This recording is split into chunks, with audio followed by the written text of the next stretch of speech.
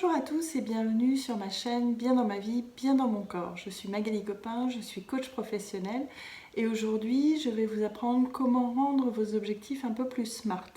Parce que quand ils ne sont pas suffisamment smart, souvent on passe à côté de l'objectif. On se pose la question de savoir pourquoi on n'arrive pas à atteindre cet objectif, mais en fait c'est parce qu'il n'a pas été défini correctement dès le départ. Venez avec moi, je vous emmène dans mon petit laboratoire de coach pour voir comment rendre un objectif SMART. Alors, qu'est-ce que c'est qu'un objectif SMART ? Un objectif SMART, SMART c'est un acronyme. Le S, c'est spécifique, c'est-à-dire que vous devez le rendre le plus expliqué possible. Il ne doit pas pouvoir être interprété par quelqu'un d'autre différemment.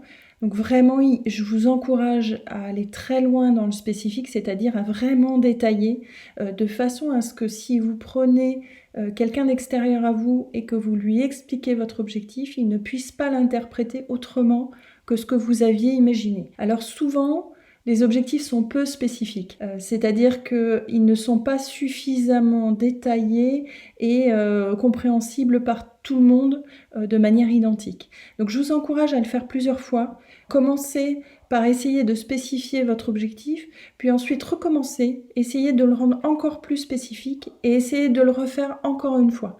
Quand vous l'aurez fait 3 fois, normalement, c'est quelque chose qui est relativement clair et à ce moment-là, partagez-le peut-être avec quelqu'un de confiance et demandez-lui ce qu'il en a compris et qu'il vous dise en fait ce qu'il en a compris et à ce moment-là, vous vous rendrez compte si vraiment il est suffisamment spécifique ou pas. Il doit être mesurable, c'est-à-dire que quand vous l'aurez atteint, il faut absolument que vous sachiez que vous l'avez atteint. Donc ça aussi, souvent, c'est ce qui manque, notamment dans des objectifs qui pourraient être plus qualitatifs que quantitatifs. Quand c'est des objectifs quantitatifs, souvent on arrive à mettre une mesure et son atteinte. Par exemple, si vous dites « je veux perdre 30 kilos », vous saurez que vous l'aurez atteint une fois que vous aurez perdu les 30 kilos.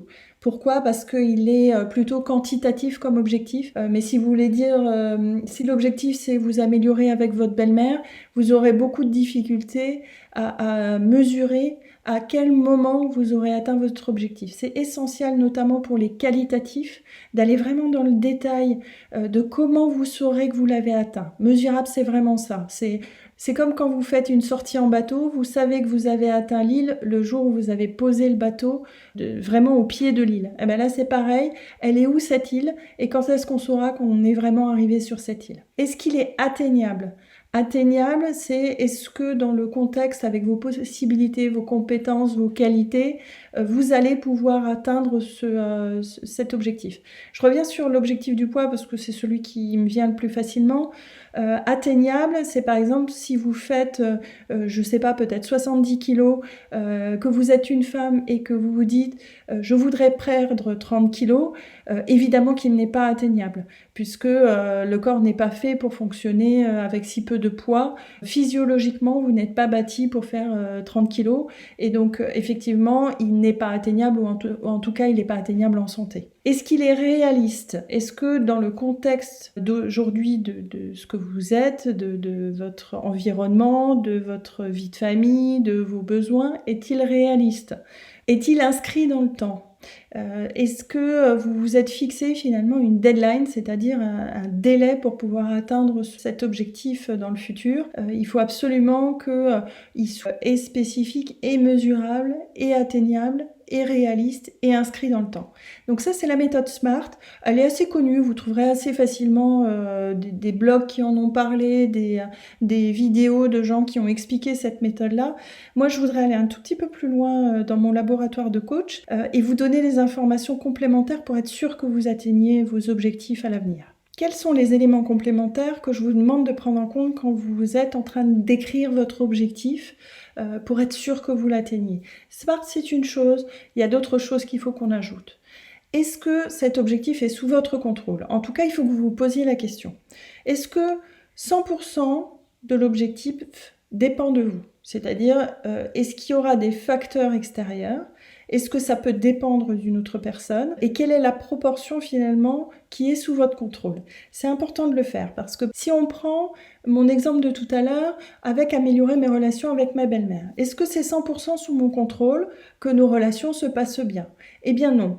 Ce qui est sous mon contrôle, c'est que je me comporte correctement avec elle, que j'ai des égards vis-à-vis d'elle sur un certain nombre de choses, que je fasse peut-être attention à elle sur les choses qui l'importent elle. Mais il y a une partie, ça va être la réaction de votre belle-mère. Est-ce qu'elle aussi souhaite que cette relation soit meilleure? Donc peut-être que l'objectif, je voudrais que les relations avec ma belle-mère s'améliorent, n'est pas tout à fait l'objectif le plus smart possible. Un objectif dans ce cadre-là, ça pourrait être « je souhaite me comporter correctement », et donc il faudra définir ce que vous appelez correctement, avec ma belle-mère. C'est plutôt ça qui est 100% sous votre contrôle, où je souhaite que nous n'ayons pas de dispute les fois où nous sommes ensemble. Ça, c'est sous votre contrôle. Mais le fait que la relation avec votre belle-mère s'améliore, ce n'est pas 100% sous votre contrôle. Donc voilà un exemple en fait pour vous donner une idée, pouvoir réécrire vos objectifs, donc SMART, mais sous l'angle du contrôle. Essayez de trouver des objectifs qui sont le plus, en termes de pourcentage possible, sous votre contrôle. Est-ce qu'ils sont connectés à nos valeurs? Il y a quelque chose de très important chez nous, c'est les valeurs que l'on porte. Par exemple, les valeurs de justice, les valeurs d'appartenance. Vous avez un certain nombre de valeurs que vous portez. D'ailleurs, quand vous vous mettez en colère, souvent, c'est parce qu'on a froissé ces valeurs. Donc ça, c'est vraiment important aussi que vos objectifs soient connectés à vos valeurs et ne soient pas en inadéquation avec vos valeurs parce que vous ne pourriez pas atteindre cet objectif-là. Est-ce que l'objectif est écologique? Est-ce que dans votre environnement, votre fonctionnement d'aujourd'hui, la façon dont vous vous comportez, la façon dont vous êtes, est-ce que vous êtes devant un objectif qui est écologique pour vous? C'est-à-dire qu'il préserve le système, il est bénéfique pour vous, pour votre entourage, pour l'univers, et en plus, il est amusant. Est-ce qu'il est formulé positivement? Ça, c'est vraiment quelque chose de très important puisqu'en fait, le cerveau ne perçoit pas la négation. C'est-à-dire qu'il va supprimer la négation de votre phrase. Faites le test, prenez votre objectif. Si vous avez de la négation dans votre objectif, retirez le ne et le pas ou le ne et le plus et vous verrez ce que votre cerveau entend. C'est pas tout à fait ce que vous voulez. Donc si vous voulez vraiment que votre objectif fonctionne, que ça soit vraiment quelque chose qui soit porté, y compris à l'intérieur de vous, retirez les négations et formulez vos objectifs de manière positive. J'espère que vous avez appris plein de choses. Avant de partir, n'hésitez pas à vous abonner à ma chaîne et à aller regarder d'autres vidéos. À bientôt!